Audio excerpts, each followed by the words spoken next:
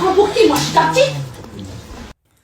Voici une vidéo qui fait depuis hier le tour des réseaux sociaux. Oui les amis, comme vous pouvez voir en image là, c'est un jeune Camerounais vivant en France au nom de LT7 qui a été maltraité. Je dis bien maltraité de la pire des manières. Je ne sais pas si en 2025 on peut encore maltraiter un être humain comme ça. Ce qui lui a été reproché, c'est qu'il aurait entre guillemets VUL une fille de ce quoi une grande fille. Et pour se venger, ses amis ont commencé à le traiter comme vous pouvez voir en image là. Je préfère ensemble qu'on écoute un peu cet extrait de vidéo et après on revient.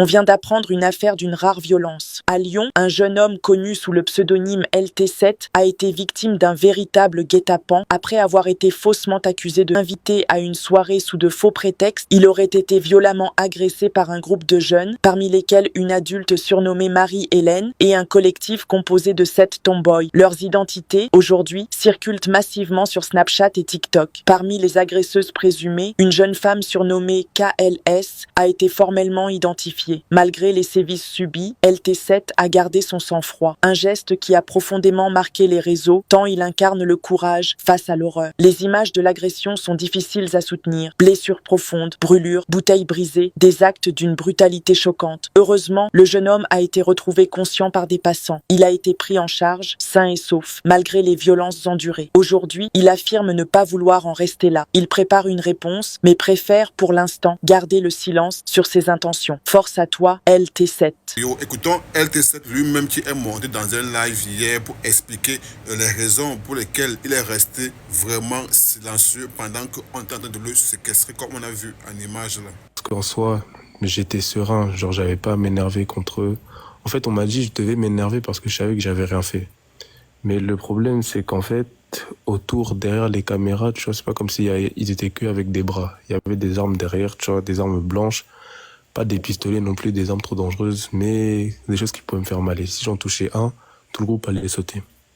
Moi, ça j'ai réagi de manière réfléchie. Je me suis dit, ok, dans tous les cas, je sais que dans tous les cas, derrière, il y aura des représailles. Ou il y aura quelque chose.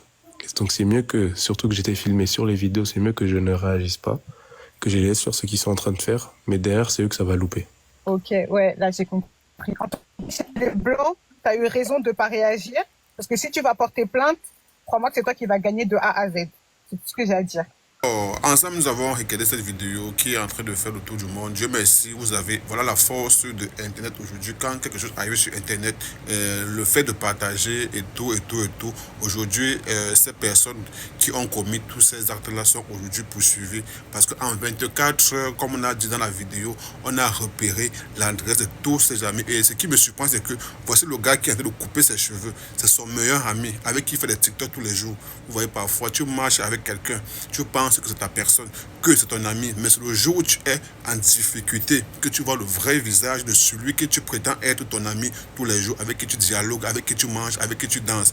Dans les amis, chers frères, faites attention avec les personnes que vous marchez. Tu peux croire que c'est ton ami alors qu'il attend seulement une petite faille pour montrer son vrai visage. Voilà le gars, c'est avec qui il fait TikTok, mais c'est lui le premier. On accuse son ami, il n'a pas de preuves, mais c'est lui qui prend les ciseaux, le premier à couper ses l'os. Le monde où nous vivons, c'est un monde d'intérêt. Faisons vraiment attention.